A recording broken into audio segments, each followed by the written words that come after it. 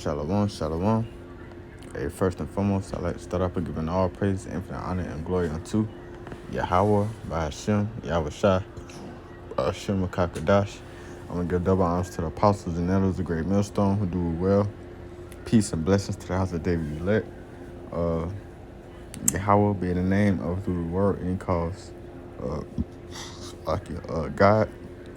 Yahweh Shai being the name who the word, and he calls Jesus Christ, man. All right, those are the true biblical names of the Lord and in His only begotten Son.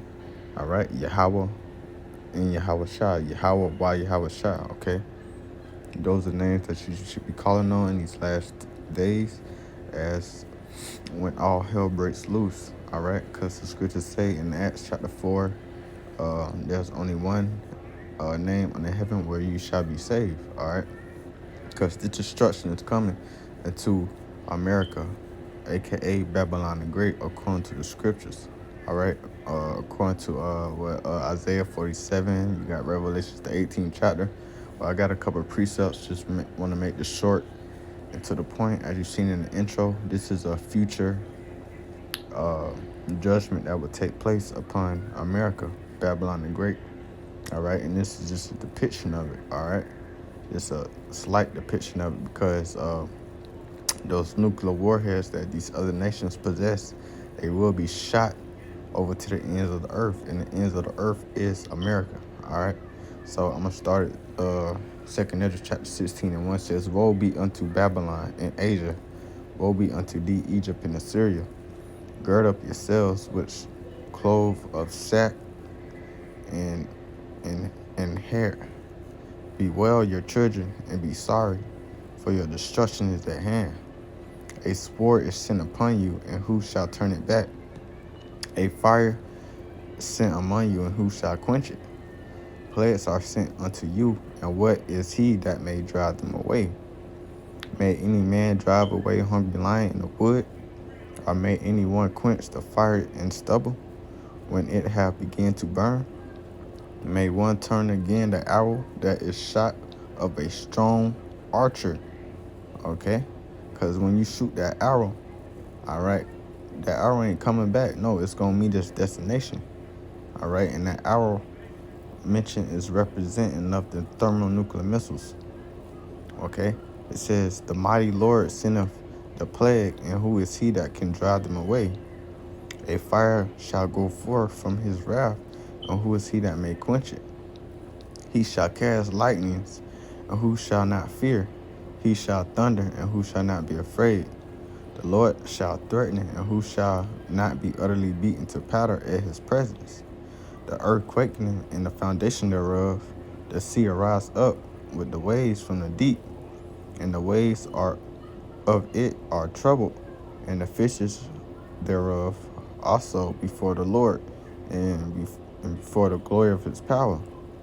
For strong is the right hand that bendeth the bow, his arrows that he shooteth are sharp, and shall not miss when they are begin to be shot into the ends of the world." All right, and that arrows represents these nuclear missiles, man.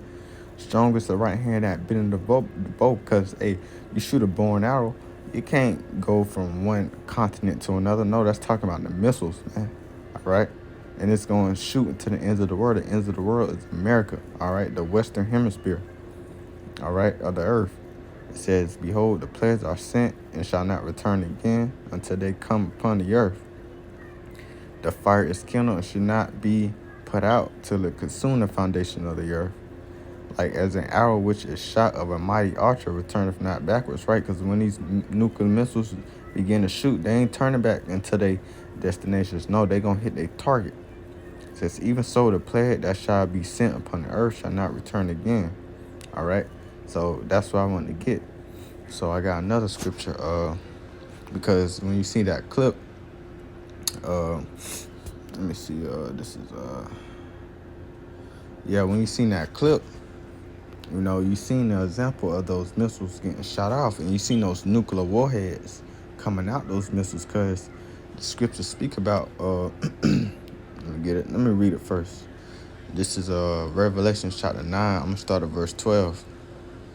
It says, one war was past, and behold, there come two wars more after. All right, just talking about World War One, World War Two, and World War Three. All right, it says, the subtitle says, the sixth trumpet army from the east. It says, and the sixth angel sounded, and I heard a voice from the four horns of the golden altar which is before the Lord, saying to the sixth angel which had the trumpet, loose the four angels which are bound in the great river Euphrates. All right, it says, and four angels were loose, which were prepared for an hour, and a day, and a month, and a year, for to slay the third part of men. And who's that third part of men? Esau, Edom, because you got the sons of God, you got the sons of men, which is the other nations, and you got the sons of the wicked, which is Esau, Edom, a so-called white man. All right, this is the point. It says, and the number of the army of the horsemen were 200,000, and I heard the number of them.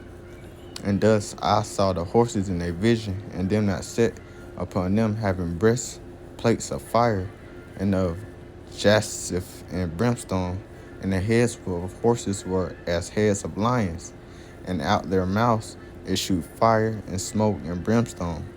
And these three were the third part of men killed by the fire, and by the smoke, and by the brimstone which issued out their mouths. For their power is in their mouth, and in their tails, for their tails were like unto a serpent, and the heads, and with them they do hurt. And the rest of the men which were not killed by these plagues yet repented not for their works in their hands, that they should not worship devils and idols of gold and silver and brass and stone and of wood, which neither can see nor hear. Neither repented they of the murderers, nor of sorcerers, nor of fornication, nor of their thieves. So the point I wanted to get was, verse 16 says, and the number of the army was a horseman of 200,000, 200 million missiles. Because when you do the math, when you do 200,000 times 1,000, you get 200 million nuclear warheads. All right, because multiple warheads, well, a numerous amount of warheads come out the head of those missiles. Okay, so the Lord is going to shoot mass amount of warhead ICBM missiles upon this place, man. All right, and that was a depiction of what you seen, because when those tails broke off, you seen those missiles, those warhead missiles, go to their proper destinations, man. All right, this is this I think it's Jeremiah. This gonna be my last one. This is just quick, just straight to the point. Jeremiah, I think it's around 22. Let's see.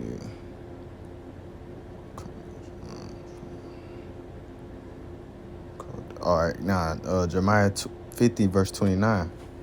It says, call together the archers against Babylon, all ye that bend the bow, camp against it around about. Let none thereof escape. Recompense her according to her work, according to all that she have done unto her, for she hath been proud against the Lord, against the Holy One of Israel.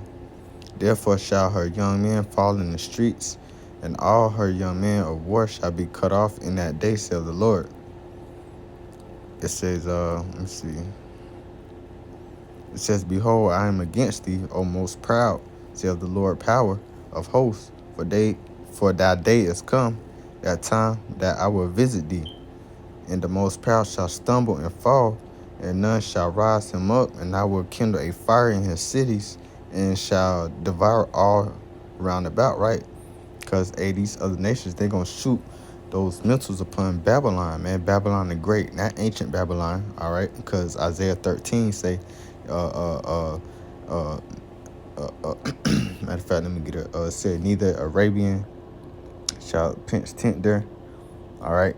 Because Babylon, old Babylon wasn't, destroyed in this fashion, okay? Let me see, yeah, Isaiah 13 verse 20 says, let me see, I'm gonna start at 17. Isaiah 13 and verse 17 says, "Behold, I will stir up the Medes against them, which shall not regard silver, and as for gold, they shall not delight in it. Their bows shall dash the young men to pieces, and they shall have no pity on the fruits of the womb. And their eyes shall not spare children. And Babylon, the glory of kingdoms, which is America, the beauty of the Chaldees Esli shall be as when the Most High overthrew Sodom and Gomorrah." All right, because what happened to Sodom and Gomorrah? It was destroyed by fire. So what's going to happen to modern day Babylon? Babylon the Great is going to be destroyed by fire. All right, and how that fire is going to come? Through them intercontinental ballistic missiles, ICBMs.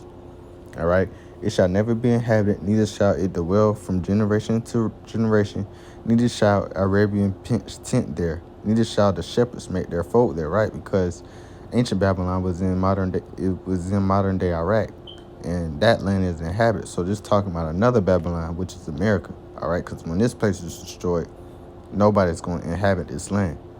But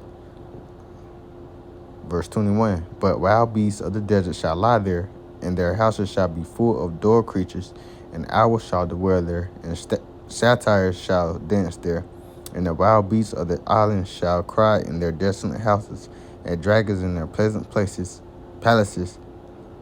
And her time is near to come, and her days shall not be prolonged." Right, because this place is destined for judgment, and that time is almost near. And how do we know that? Through the prophecies. The scriptures say, "Measure thy times diligently." 2nd Ezra, the 9th chapter. All right. I got one more. What was it? Damn, it slipped my mind. Got it. Revelation chapter 18.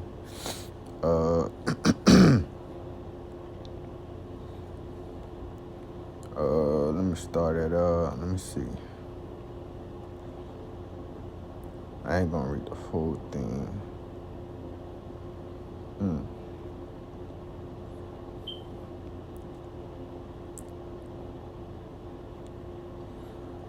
Revelations 18:1 says, "And after these things I saw another angel come down from heaven, having great power, and the earth was lightning with his glory. And he cried mightily with a strong voice, saying, Babylon the Great is fallen, and is become the habitation of devils, and the hole of every foul spirit, and the cage of every unclean and hateful bird. For all the nations have drunk of her wine, the wrath of her fornication. The kings of the earth have committed fornication with her." Right, these other nations, taking on the philosophies of Babylon the Great. Right, that's why the scriptures say that therefore the nations are mad. It says, "And the merchants of the earth are waxed rich through her abundance of her debtors," because America is a consumer country. Everything is imported into this place. All right, but once this place is destroyed, these other nations are not going to be able to make no money or no profit, because they was making profit off this place, man. Verse 4 says, "I heard another voice from heaven saying, Come out of her, my people, that ye not be partakers of her sins, and ye not receive none of her plagues. For her sins have reached unto the heavens, and the Most High have remembered her iniquities." Right, because the sins of this place, of this western side of the earth, starting with Babylon the Great, it just polluted the whole world, man. All right, because it goes contrary to everything that was oriented. All right, everything that was biblical. All right, Esau, Edom does the opposite of it, and America pushes that behavior throughout all four corners of the earth. All right, it says, "Reward her even as she rewarded you, and double unto her according to her works, and that cup which she hath filled, fill to her double. How much she hath glorified herself and lived deliciously, so much turmoil and sorrow give her. For she saith in her heart, I sit a queen and am no widow, and she shall and shall see no sorrow. Therefore shall her plagues come in one day, death, mourning, and famine, and she shall utterly be burnt with fire. For strong is the Lord, Yahweh Shemel Shah, who judgeth her." So the Lord gonna judge this place, man. All right, because this place is proud. America, the proud, all their little slogans and whatnot. We are the greatest nations. You had Joe Biden just come out and said, we the greatest nation. We don't have nothing to worry about. Well, the Lord gonna show you, man. All right. Uh, Verse 9 says, "And the kings of the earth who have committed fornication and lived deliciously with her shall bewail her and lament for her when they shall see the smoke of her burning," right? Because they're going to see this place get burnt up because America is going to be that lake of fire. All right. Standing afar off for the fear of her torment, saying, "Alas, alas, the great city Babylon, the mighty city, for in 1 hour is thy judgment come." All right. So the Lord gonna take this place down quickly. As long as it took this place to get built up, guess what? It's gonna come down quickly. In 1 hour, in one day, the Lord gonna destroy this place, man. All right. So Lord, when this lesson was edifying, straight and to the point. With that, I'm going to give all praise, honor, and glory unto Yahweh, Bahashim, Yahweh Shai, Bahashim Kakadash. Again, I'm going to give double honors to the apostles and the elders at Great Millstone who do well. Peace and blessings to the house of David, the elect. With that, I'm going to say Shalom.